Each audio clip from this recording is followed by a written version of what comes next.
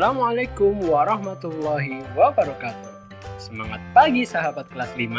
Bagaimana kabar kalian? Semoga selalu sehat dan bahagia.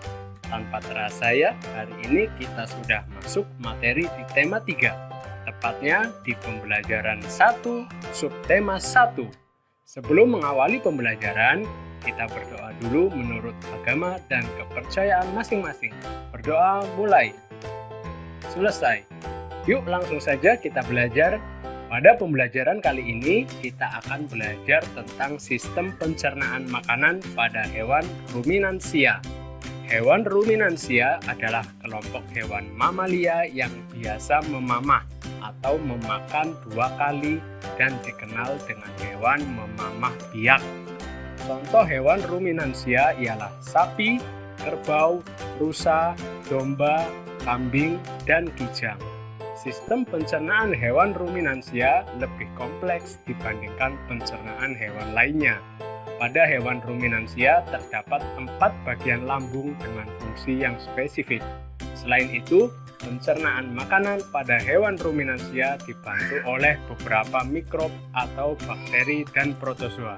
Mikrob tersebut dapat membantu mencerna rumput. Yuk sekarang kita perhatikan diagram penjelasan mengenai proses pencernaan pada hewan ruminansia dengan seksama. Proses pertama adalah saat rumput dikunyah di mulut. Dalam rongga mulut hewan ruminansia terdapat 2 organ sistem pencernaan yang memiliki fungsi penting, yaitu gigi dan lidah. Gigi ruminansia berbeda dengan susunan gigi mamalia lain. Selanjutnya masuk ke esofagus. Esofagus atau kerongkongan adalah saluran organ penghubung antara rongga mulut dan lambung. Di saluran ini, makanan tidak mengalami proses pencernaan. Kemudian berlanjut ke rumen atau perut besar. Rumen merupakan tempat terjadinya pencernaan dengan bantuan mikroba atau bakteri. Di sini, makanan dicerna hingga menjadi bubur dengan gerakan mengaduk yang dilakukan oleh dinding rumen. Selanjutnya, pada saat sapi beristirahat, makanan kembali ke mulut dan dikunyah kembali. Setelah dikunyah untuk yang kedua kalinya, makanan masuk ke retikulum atau perut jala. Dalam retikulum inilah makanan kembali mengalami proses fermentasi dengan bantuan bakteri anaerob dan protozoa.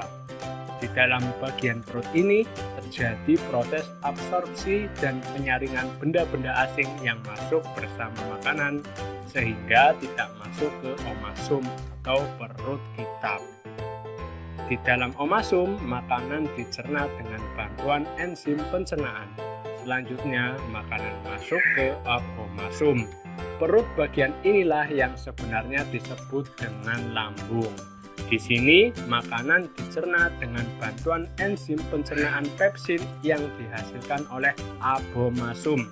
Setelah makanan telah halus dari ruang abomasum, makanan tersebut kembali didorong masuk ke usus halus.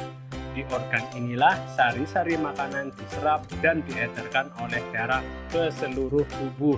Selanjutnya, ampas atau sisa makanan keluar melalui anus. Nah, demikian tadi penjelasan proses pencernaan makanan pada hewan ruminansia. Semoga materi yang kakak sampaikan bisa kalian pahami dengan baik ya. Sampai di sini dulu pembelajaran hari ini. Semoga bermanfaat. Terima kasih. Wassalamualaikum warahmatullahi wabarakatuh.